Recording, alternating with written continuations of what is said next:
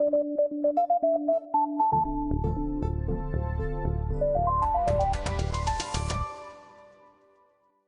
company that makes the BlackBerry mobile device is searching for a way to turn its flagging stock around.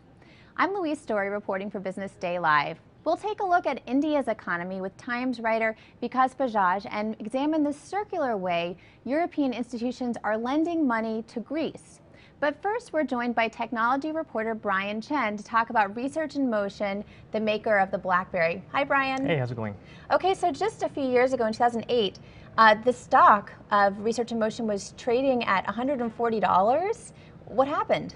So basically, the iPhone came out, and ever since that happened, we've seen it plummet. And where is it trading now? It fell a lot yesterday. It fell a significant amount yesterday. It's around $10. Yeah, I mean, that is a gigantic drop, $140 to down to around $10. Right. And it's all because of the iPhone? Yeah, and to give you an idea in terms of market share, it used to be something about 55% 4 years ago, and now it's about 5% in the United States. 55% in the U.S. for the BlackBerry. That's how much it's shrunk, yeah. And now it's 5%. Mm-hmm. Okay, so yesterday the company came out and they said they're reviewing their strategic options. And, you know, in Wall Street speak, that's kind of code word for we might sell ourselves. So what are the odds that RIM sells the company, and who might they sell to? Well, right now they're retaining RBC Capital and JP Morgan to review their strategy, and they haven't discussed selling yet, but they're considering licensing their BlackBerry software to other companies and also partnering with other companies. So they might license it to who? Apple or Google, or who would want the BlackBerry software on their phones? That's a good question. Right, because, you know, Apple and Google are very proud of their own software. They're doing a pretty good job. I would imagine they would need somebody like I don't know, maybe somebody like Nokia who could use their security or something like that. Some company that's not doing so well. You're hitting on an important point, which is that the main advantage BlackBerry has is that their software has the, you know, what a lot of people say is the best security compared to the iPhone, or, you know, how important is security on mobile devices to people? Research in Motion continues to stress that they have the best security. But yeah, for people, I think really top-notch executives, I think like, let's say President Obama would probably want a BlackBerry, and government officials. Yeah, so that's kind of the vertical where RIM continues to exist. But the question is how many people like that are going to keep the company alive by buying a BlackBerry? There's not very many people who need that type of security. Now, I did read that even though their market share in the U.S. is shrinking, their overall sales are still going up a little. You know, how is that happening? In the U.S., they're shrinking a lot, but globally, especially in developing countries, the sales are still growing. But so places like India? And yeah, right, in emerging markets, so to speak. Okay, and so what are we waiting for? I know there's a new phone coming out, the BlackBerry 10. The BlackBerry 10 is supposed to be a lot like the iPhone. It's going to be a touchscreen interface to start with. They're going to have keyboard phones later, but the phones come out in sometime in this October. Right. And will there be applications, you know, things you can download on the BlackBerry? Yeah, there are going to be applications just like on the iPhone, and they have a special keyboard and a special camera application. The question is that going to turn them around? Right now they're expected to post a loss. In the second quarter. In the second quarter, whereas in the past they've always posted a profit, even though they've been shrinking. So this is a pretty significant announcement. So, you know, people used to joke that the BlackBerry was the crackberry, that, you know, you really needed it, but it sounds like that's no longer the case for a lot of people. Yeah, and I think it's going to be, I think the analysts right now agree that it's going to take a miracle for them to turn things around. Well, it'll be an interesting story to watch. Thanks so much for joining us, Brian. Yeah, thanks for having me. Emerging economies like India have been giving the global economy steam in recent years, but they're now slowing. We're joined from Mumbai with Vikas Bajaj. Hi, Vikas. Hi, Louise. So you have a story in the paper today talking about how the Indian economy is still growing, but it's growing slower. And what was so interesting in your story is you talk about the kind of power couple that rules India. Tell us about this governance situation there. Yeah, so the Prime Minister Manmohan Singh is a renowned economist. He was the finance minister in 1991 when India started opening up. His boss, essentially, is a woman named Sonia Gandhi. She's the widow of Rajiv Gandhi, the prime minister who was killed in 1991. And so she runs the Congress Party, which governs the country, and he runs the government. And for 5 years, this arrangement worked quite well. The economy was growing well, and the Congress Party was gaining power across the country.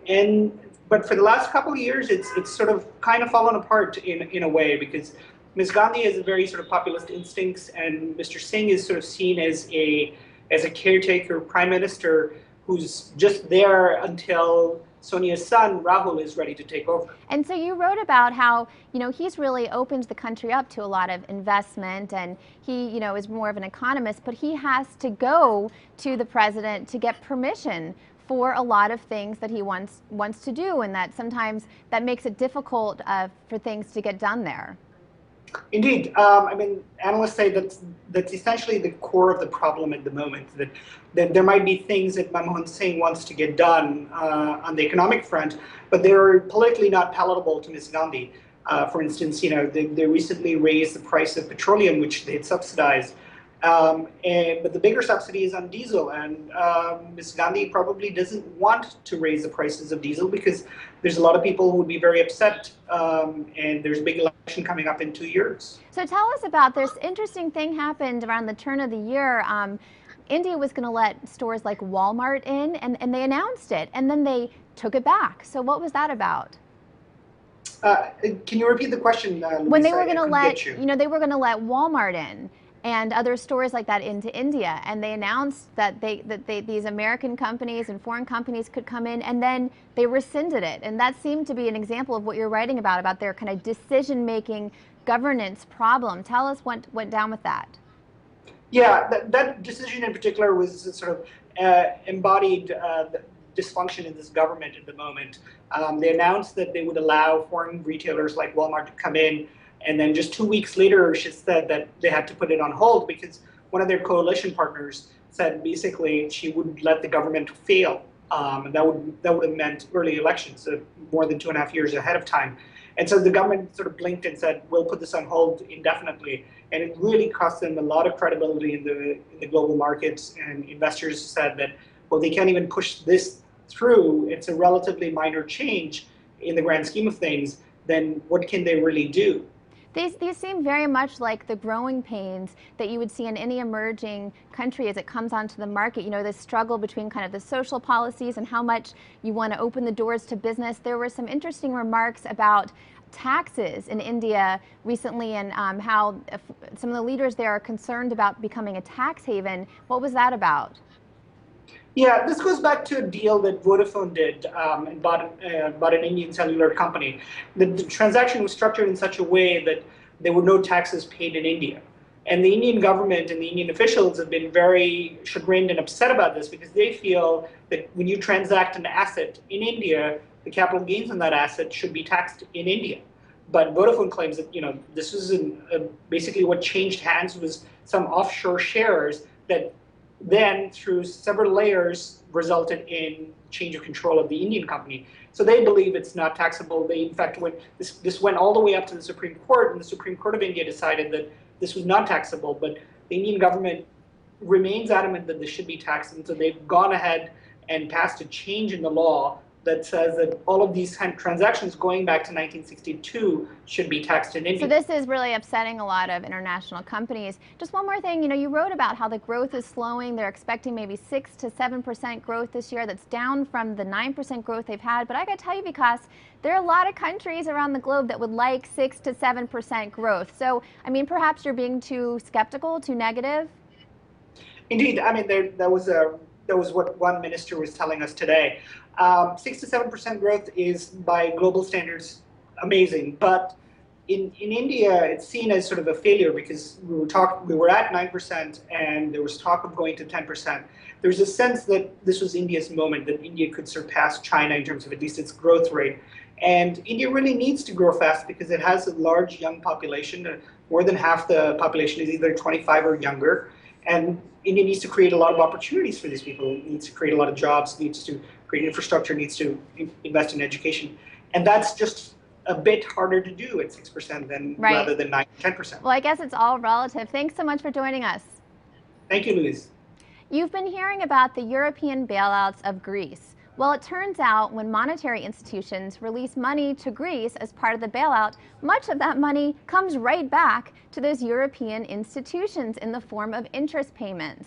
David Gillen recently spoke with reporter Jack Ewing about this circular strategy to shore up the Greek economy.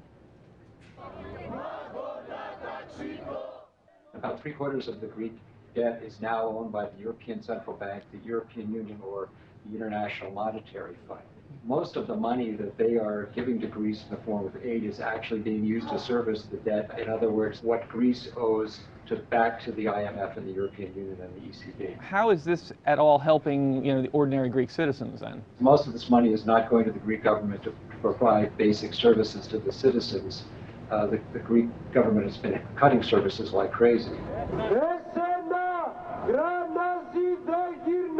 The only way you can say it's helping the Greek people is it's keeping the country from going bankrupt and defaulting on its debt and having to leave the euro with much worse consequences. So Jack, Greece has a second bailout. Remind me again how big that is?